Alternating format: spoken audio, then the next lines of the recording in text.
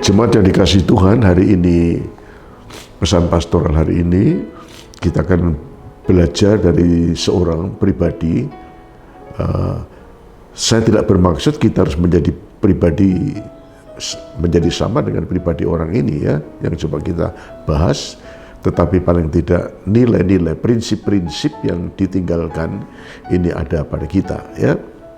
Mari kita lihat dalam Kisah Rasul pasal 10 ayat 1, 2, 3, dan 4. Di Kaisarea ada seorang yang bernama Cornelius, seorang perwira pasukan yang disebut pasukan Italia. Ia saleh, ia serta seisi rumahnya takut akan Allah, dan ia memberi banyak sedekah kepada umat Yahudi dan senantiasa berdoa kepada Allah. Dalam suatu penglihatan, kira-kira jam 3 petang, jelas tampak kepadanya seorang malaikat Allah masuk ke rumahnya dan berkata kepadanya, "Cornelius." Ia menatap malaikat itu dan dengan takut dia berkata, "Ada apa Tuhan?" Jawab malaikat itu, "Semua doamu dan sedekahmu telah naik ke hadirat Allah dan Allah mengingat engkau." Pribadi ini adalah pribadi yang begitu istimewa ya, sehingga Tuhan berbicara kepada Rasul Petrus melalui cara yang sangat istimewa. Anda melihat bagaimana Rasul Petrus ini adalah seorang fanatisme, fanatisme Yahudi, ya. Dan berarti bahwa Petrus tidak akan pernah singgah apalagi masuk ke rumah orang yang non-Yahudi, yang bukan Yahudi. Tapi kita lihat bagaimana Petrus ini ya, kuasa Tuhan itu mengalahkan segala bentuk fanatisme ya. Tuhan bicara kepada Petrus agar Petrus pergi ke rumah Cornelius menyampaikan kabar baik ya, melalui cara-cara yang Anda bisa membaca sendiri, cara-cara yang tidak lazim ya, sebagai seorang sangat fanatik terhadap keyahudian. Nah, yang coba kita bahas hari ini adalah bagaimana ada 4 poin tentang si Cornelius ini ya. Yang pertama, pada ayat yang kedua itu kita menemukan 4 poin itu. Ia saleh ya, ia serta seisi rumahnya takut akan Allah, dan ia memberi banyak sedekah kepada umat Yahudi dan senantiasa berdoa kepada Allah. Yang pertama, ia saleh ya. Kata saleh yang diterjemahkan di sini adalah tulus. Ya, Tuhan mengajar kita memang perlu cerdik, tapi kita tidak boleh hanya memiliki kecerdikan, kita harus memiliki ketulusan. Kalau Anda melihat Mazmur 11 ayat 7, orang yang tulus akan memandang wajahnya. Orang yang tulus hatinya akan memandang wajahnya. Wah, luar biasa. Itu dalam Mazmur. Mazmur 41 ayat 13 mengatakan, "Engkau menopang aku karena ketulusanku." Ya, jadi kita perlu belajar memiliki hati yang tulus. Tulus itu apa yang kita ucapkan dengan apa yang kita pikirkan sama. Ya, perilaku dan sikap hati itu sama, itu tulus. Ya, nah, itu penting.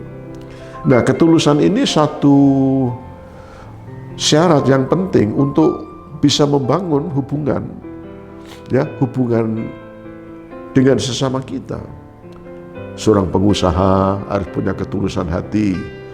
Ya, memang butuh keuntungan, tapi bagaimana keuntungan itu didapat dengan hati yang tulus, ya, nah, ini penting. Ya, ya, persahabatan dibutuhkan ketulusan hati, dan seringkali ketidaktulusan hati atau tidak punya ketulusan ini yang bisa merusak. Ya, yang bisa merusak atau yang bisa menghancurkan persahabatan, baik sesama rekan bisnis atau sesama rekan kerja atau sama-sama rekan gereja, ya bisa begitu ya. Sebab itu mohon anugerah Tuhan ya, belajar untuk tulus berdoa agar Tuhan berkenan memberikan kepada Anda, kepada saya, hati yang tulus. Apa yang kita ucapkan, apa yang kita pikirkan itu sama ya, kita tidak merekayasa. Ya, katakan ya dan tidak, katakan tidak. Ya, ini Cornelius ternyata begitu. Dia bukan seorang Yahudi, dia adalah seorang Italia, ya, tentara Italia. Tapi ketulusannya ini luar biasa. Saya tidak tahu dari mana Cornelius belajar tentang ketulusan. Ya. Rupa-rupanya ini merupakan sikap bawaan, ya, sikap dasar dari si Cornelius. Baik kita tinggalkan Cornelius, perlunya yang pertama Anda dan saya kita punya hati yang tulus. Ya, itu yang pertama. Lalu yang kedua, kita melihat pada Cornelius ini adalah seorang kepala keluarga yang baik. Ayat 2 tadi kita lihat kan, ia saleh serta seisi rumahnya takut akan Allah. Ia dan seisi rumahnya takut akan Allah. Berarti Cornelius adalah kepala keluarga yang baik. Ya. Sehingga ini menjadi satu kesaksian daya tarik, menjadi kesaksian yang kelihatan daya tarik, sehingga istri, anak-anaknya, mungkin karyawan, asisten keluarganya itu yang belum percaya Tuhan juga tertarik menjadi orang yang takut akan Tuhan. Ini tidak mudah. Nah, seringkali ya kita sebagai kepala keluarga, apakah suami atau istri, tidak memiliki kesaksian yang baik, sehingga bahkan menjadi kendala. Karena kesaksian yang kurang baik itu menjadi kendala, mencegah anggota keluarga kita, apakah suami, apakah istri, anak-anak kita, atau kemudian ada seluruh isi karyawan-karyawan kita.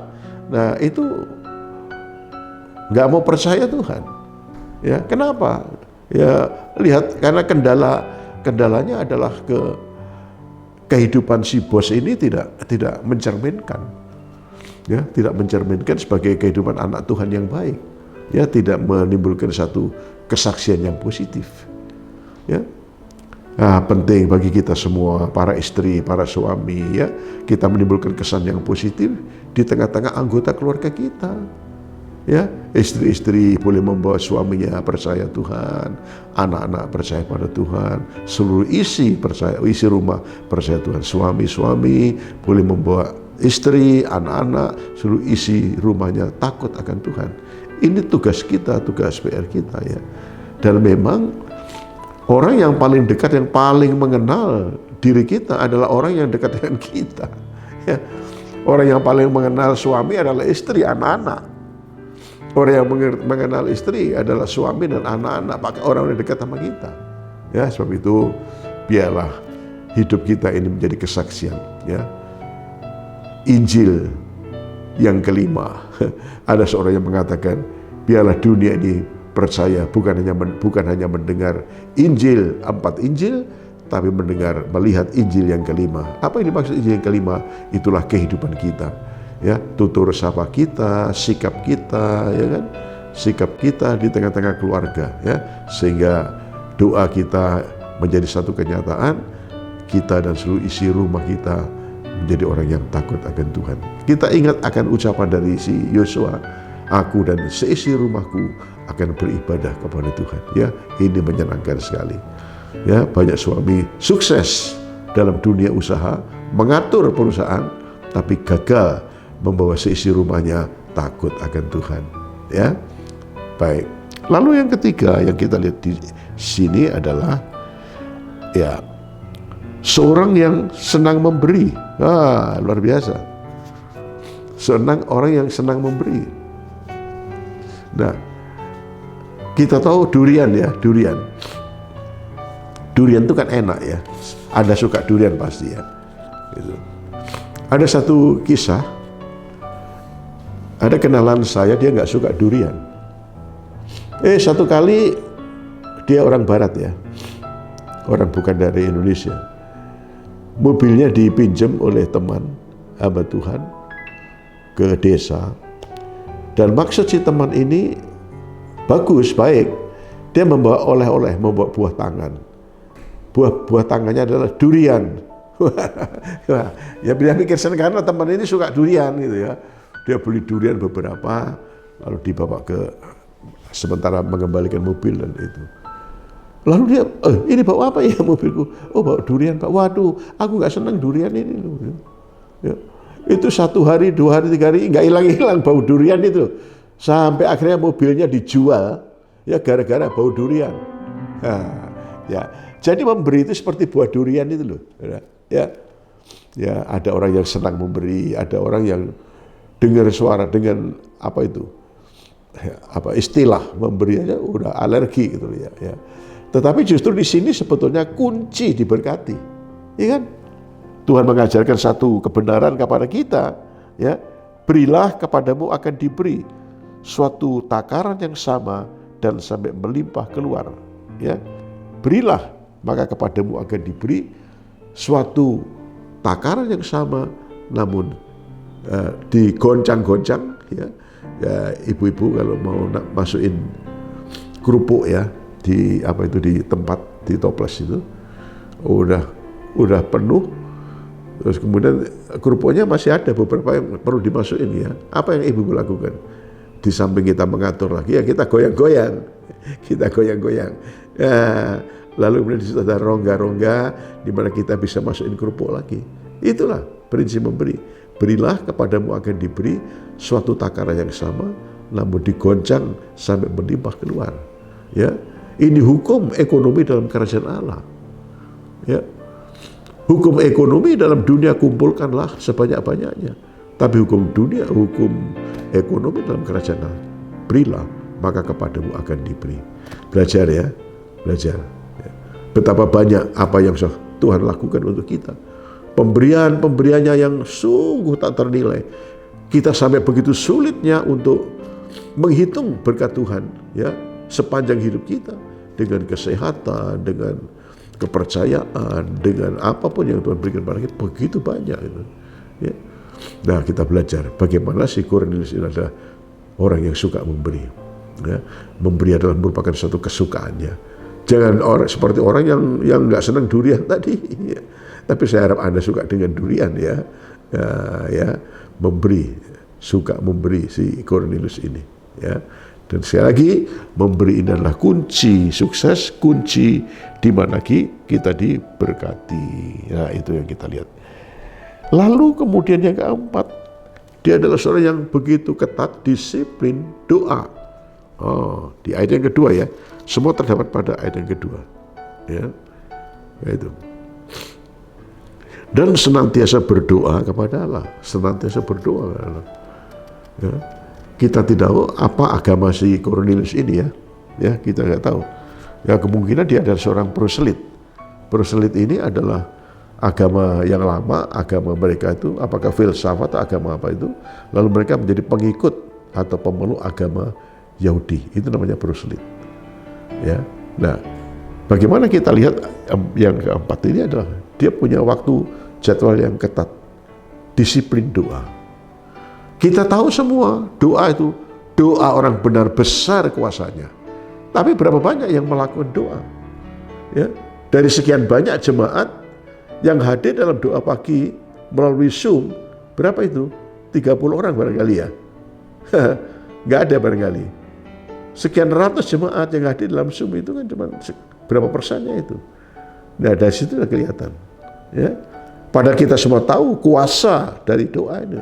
Akibat doa orang benar besar kuasanya. Doa itu membuat terobosan-terobosan. Doa itu membuat yang mustahil menjadi tidak mustahil. Doa untuk melakukan perkara-perkara yang besar. Ya, sebab itu melalui pesan pastoral pada hari ini dan ini, mari kita membarui tekad kita, membarui komitmen kita untuk setia, disiplin dalam jam-jam doa. Ya, bukan hanya doa bersama-sama, doa pagi, tapi disiplin doa dalam doa kita secara pribadi. Ya, jemaat yang dikasihi Tuhan, dan itulah sebenarnya ada nilai-nilai plus dalam kehidupan Kornelius ini, dan saya tahu bahwa Anda bisa punya nilai-nilai yang seperti itu. Ya, nah, seorang yang saleh, orang yang tulus, itu seorang pemimpin kepala keluarga yang baik, memberikan kesaksian yang baik di tengah-tengah keluarga. Seorang yang senang memberi, dan yang terakhir punya waktu, punya disiplin doa. Amin.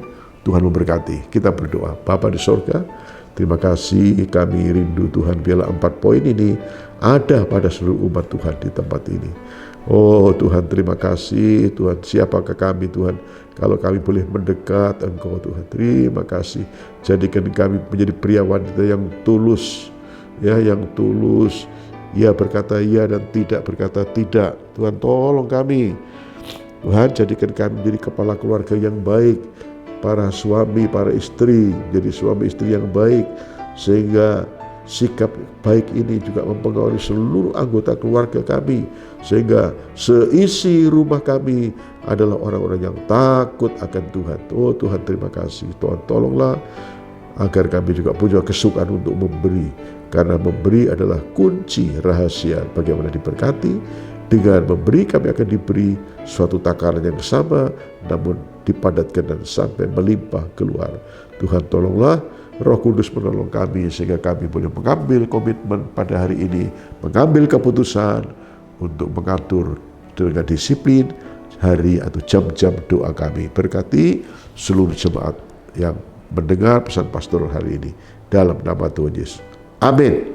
Amin. Tuhan memberkati. Selamat berjuang.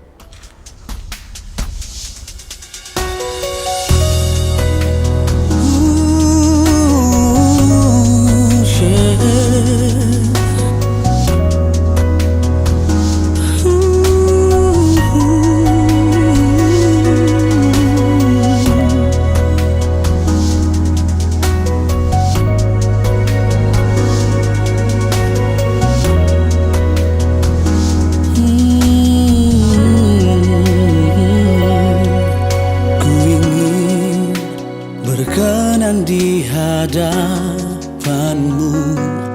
membawa seluruh hidupku di hadiratmu. Pribadimu Yesus, itu yang ku mau. Bawaku Tuhan lekat denganmu.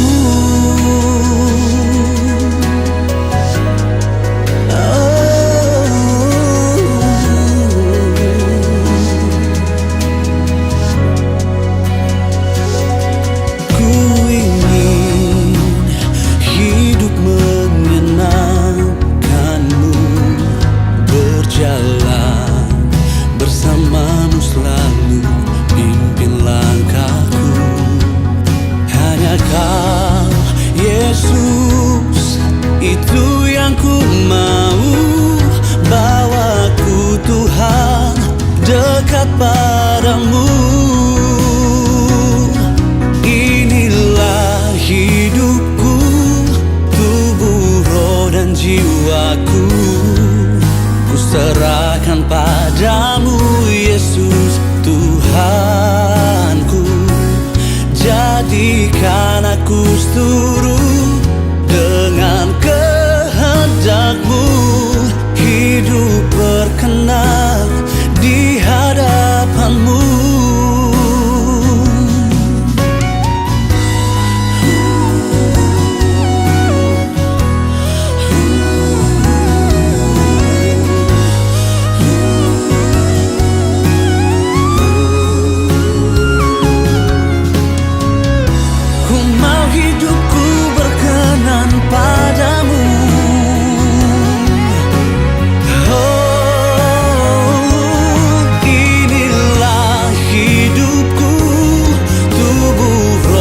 Jiwaku ku serahkan padamu Yesus Tuhanku.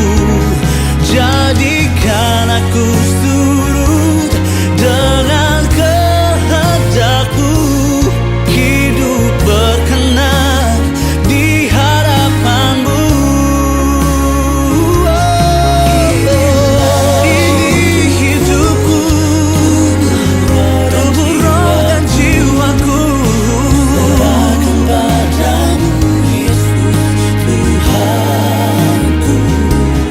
Jadikan aku seturut